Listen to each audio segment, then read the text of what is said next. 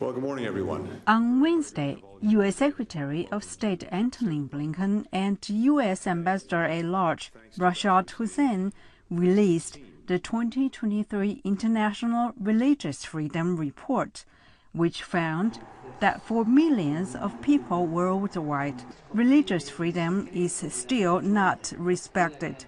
In his remarks, Blinken also cited the ongoing conflict in Gaza. Since Hamas's horrific terrorist attack on Israel on October 7th and the subsequent conflict in Gaza, both anti-Semitism and Islamophobia have increased significantly across the globe.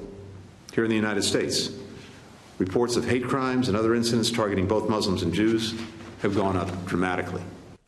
Blinken acknowledged that some countries, including Saudi Arabia, a nation designated by the State Department as a country of particular concern, have taken steps to promote tolerance and remove hateful language against religious minorities. However, some close U.S. partners were called out. 9 other European nations have laws that effectively ban some forms of religious clothing in public spaces.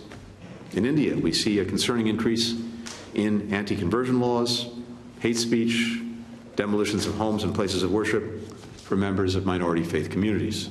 Hussain, the ambassador-at-large for international religious freedom, cited China as one of the repeat violators of basic rights in 2023.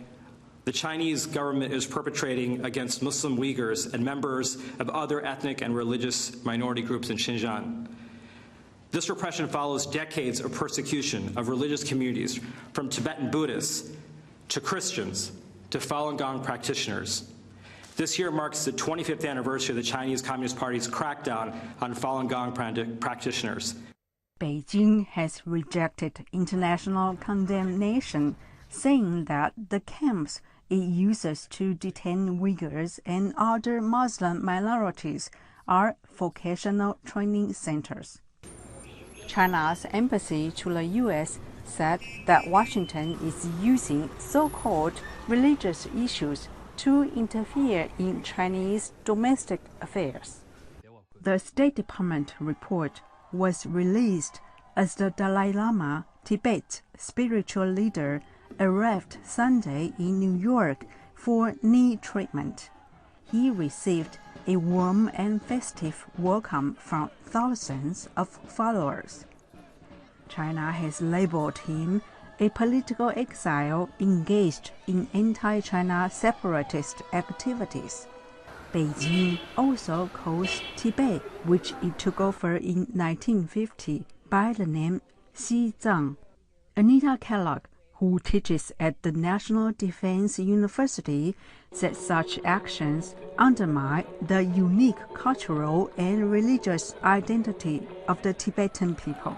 I think it's more than neglecting it. It's actively trying to erase it, and as it's doing with all of its religious minorities.